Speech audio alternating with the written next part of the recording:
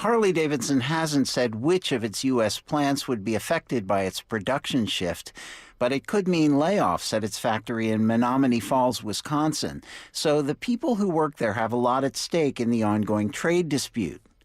But if you talk to them, many of the workers say they support President Trump's tariffs, even if it means they lose their jobs, some said.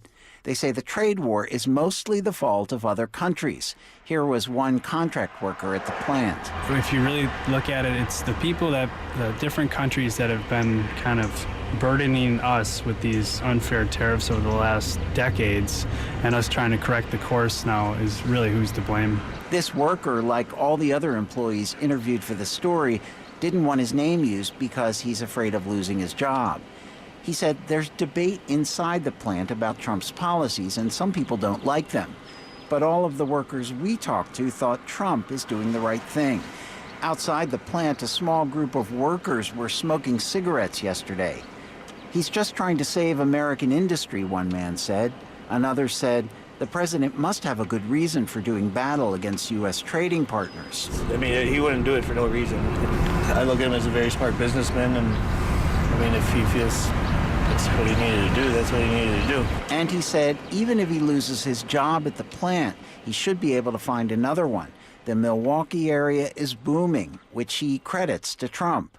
None of this surprises Charles Franklin, who directs the Marquette Law School poll.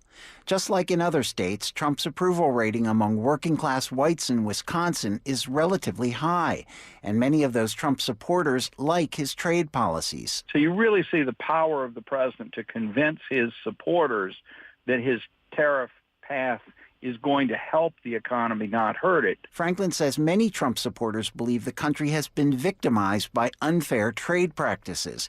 And as they see it, Trump is trying to do something about those practices, and we were in trouble already. So in that sense, it's not Trump's fault that we're in trouble now. And Franklin says there's probably not a lot of sympathy among the workers for Harley-Davidson. The company has been slowly shifting production overseas for some time to plants in Brazil and India.